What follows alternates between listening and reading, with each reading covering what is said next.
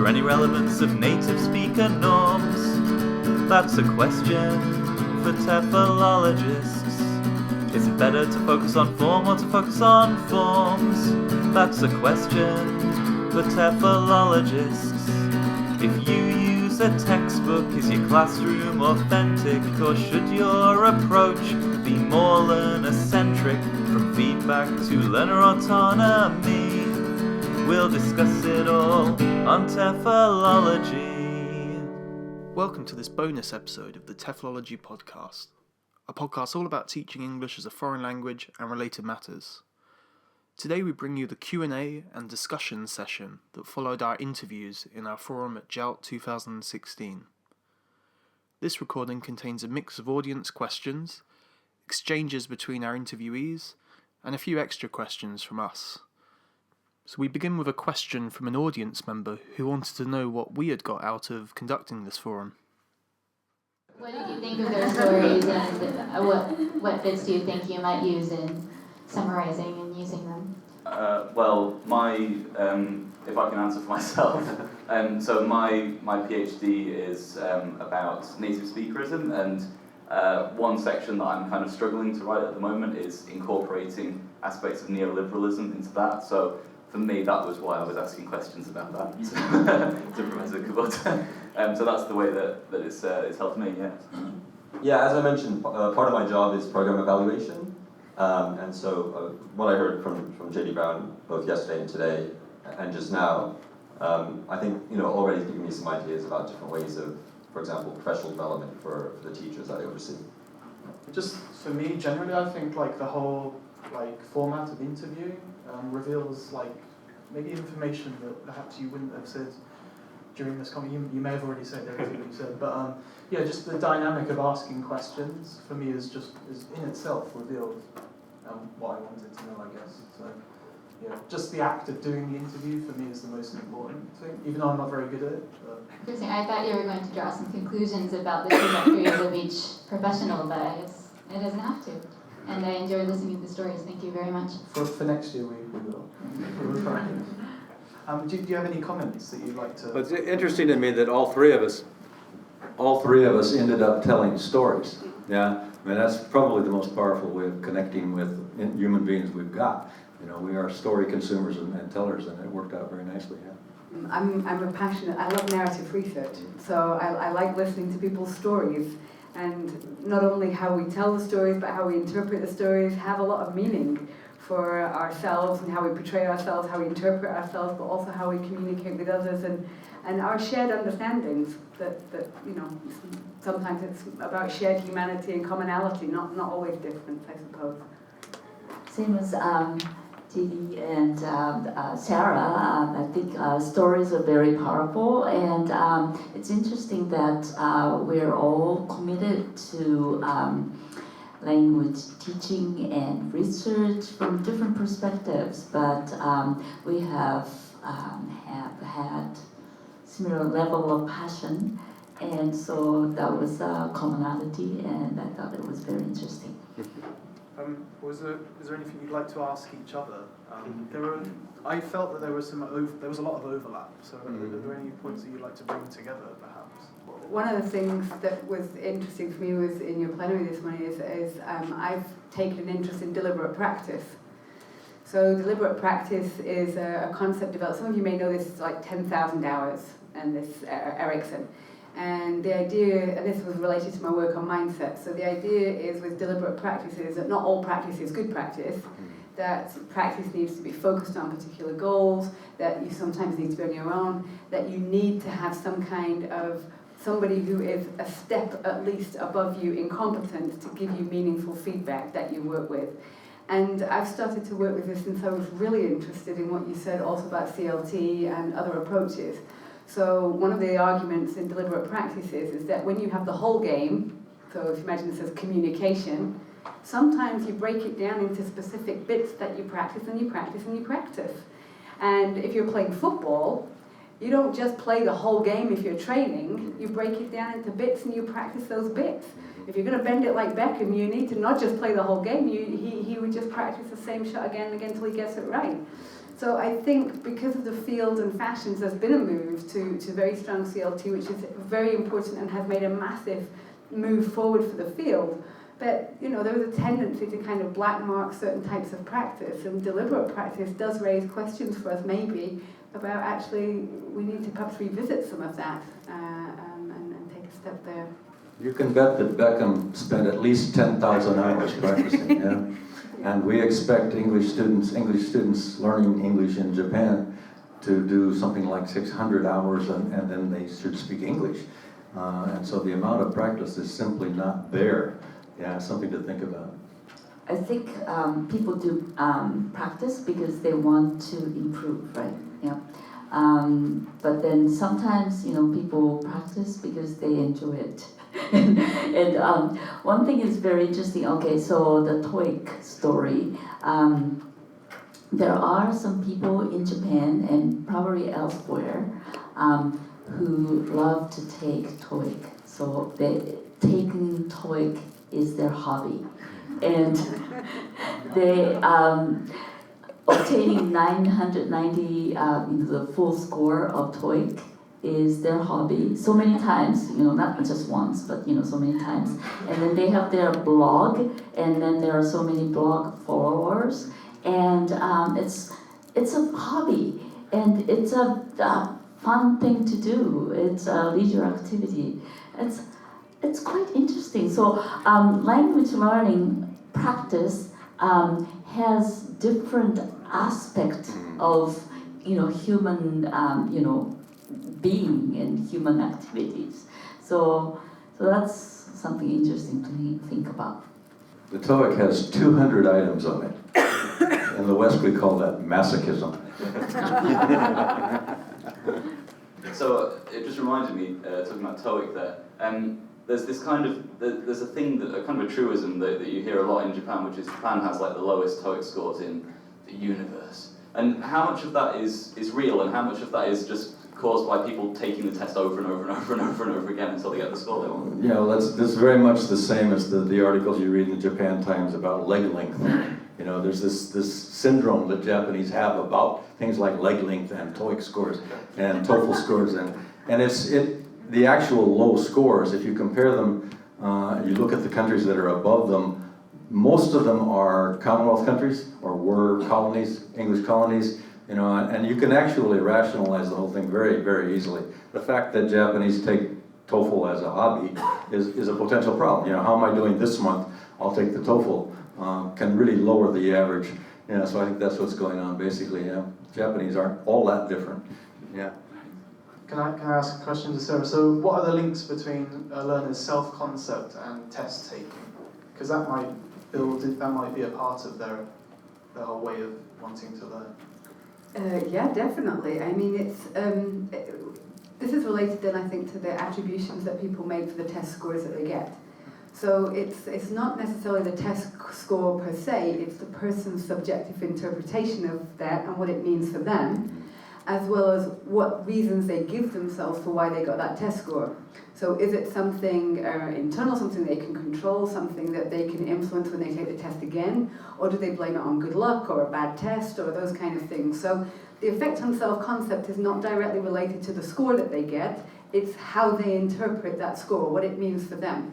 So what it means for them in relation to what they were aiming for, how much effort they think they put in, the explanatory style for why they think they got that score. And you know, some people are just aiming for a small improvement and are thrilled with that. So one of the students in my self-concept study, in the case study that I did, she got a B in her English course, which is a pretty good score. I mean, it's a B, it's not bad, it's good, A's are top, so you know. And she was devastated, because for her this was a disaster. And if I think of some of my other students, if they got a B, they'd be partying for a month. So it's not the score in a standardized way. And some of the research that's been done about looking at self-concept and self-efficacy and test scores takes a standardized test score as the measurement. But that's not actually what's necessarily relevant for the individual and the meaning it has for their sense of self. Could I add something to that? Yeah. In my plenary today, I alluded to the idea that fairness can be defined differently in different cultures. I think that also the interpretation of test scores is that way particularly in Japan, I've noticed asking many people, why do you think you did poorly on the TOEIC or the Eiken or whatever the test? And inevitably the answer is, I didn't work hard enough. Yeah? If you ask that same question of an American, they'll say, because I'm stupid. So, I mean, apparently there are no dumb people in Japan. There are no low achievers, they're just lazy people. Yeah? And it's an interesting cultural observation. Yeah, this is one of the problems also then with if it's not accompanied by effective strategies, feedback and so on. So just what we call blind persistence, just keep working hard but not practicing very effectively is also not going to help. So it's not just the effort that is needed and the will to invest the effort, it's got to be accompanied by effective strategies, effective guidance in the forms of certain types of feedback and so on. So blind persistence can also be a problem in the sense that the person might not necessarily then start to make progress. If it's, just the effort alone is not going to do it. I'd like to ask a question for Ryuko, if that's okay.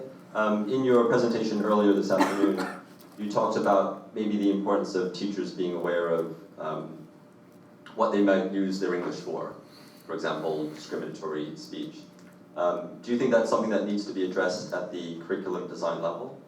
I think that's part of intercultural communication, right? So I call it border crossing communication, but it is to help students develop respectful communication and create, positive communicative experiences, both themselves and for others as well. So I don't think the curriculum will directly address issues of discrimination or discriminatory speech or hate speech and things like that. I mean, it could be depending on the curriculum, if it's content-based instruction, CLIL kind of situation, and if the whole course is on intercultural communication and so forth, you could have a theme on hate speech and have students do some investigation of political issues, social issues here in Japan and other countries, legal issues, things like that. So I think there are so many ways of addressing these issues. Any final questions from the audience?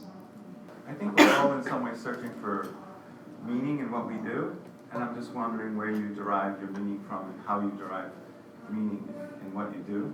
That's my first question. When I was JD's student 12 years ago, his son's music career was just starting to take off, and I'm wondering where that's gone. Maybe easy question. You start with that one first. All right, well, let me start with the meaning of life question first. At this point in the game, 70 years old, close to retirement and all that, I take great joy in the seeds that I have planted, essentially. Gwen Eiffel recently died. She's a very important person at the public television in the United States, a newscaster, and she said that you will plant your legacy. She said your legacy is the seeds you plant that you will never see grow. Yeah, and so the students like yourself who are out there that I've affected in any way are a great joy in the meaning of what I do, basically. As for Deaf Tech, they're doing fine. They just came back from a tour to Taiwan, Hong Kong, and China. If they can hit those markets, it might help a lot. He's making about 3 times the money I'm making, and they just released their 8th album, so they're in fun, the meaning is clearly not financial for an academic, so I think the meaning is probably the feeling that you are, and I don't want to make me sound so angelic here, but the idea that you're helping somebody and that somebody benefits from interacting with you, whether it's teachers, learners, colleagues, and it's this Angela Myers, you matter. The fact that you matter, that you've made a difference to somebody. And sometimes when you teach, you don't reach all the students, you can't, that would be unrealistic. But you've made a difference and you've mattered to somebody, and that there's nothing more rewarding as an educator, I don't think. As an educator and also researcher, I have been thinking about the meaning of research these days because the theme of this conference is transformation. and I have been working on critical pedagogy and critical applied linguistics for almost 20 years.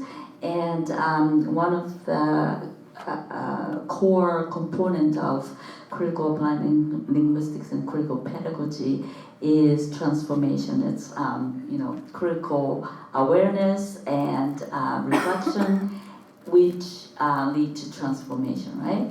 So when I think about past maybe 20 years, have there been any transformations in our field? Has anything changed? I mean, from a critical perspectives, okay? So have there been any improvements in inequalities between non-native speakers and native speakers? For example, people, the teachers of different racial backgrounds and so forth, right? Maybe very, very slowly, but a very tiny bit. I think it's because of the our lack of effort to communicate with the people outside of our fields. So JD talked about the importance of talking with different stakeholders, right? So I think we tend to just talk among ourselves in terms of research, right? Particularly critical research. I think we need to talk to parents, talk to the general public, talk to the policymakers about our views and about best practices and so forth. Otherwise, I don't think things will change very quickly. So I'm now thinking about doing more of that writing to the general public, writing outside of our field, or speaking outside of the field. So I think I would like to encourage other people to do that more. So. Okay, and I think that's a really nice time to end it. But we'd like to say thank you for coming. We're really happy with the attendance, and we hope it's been useful for everyone. And somebody touched on the point of legacy, and going back to your original question, that's one of the motivations for me to do this, is to have these researchers on record for the future, basically. Thank you very much.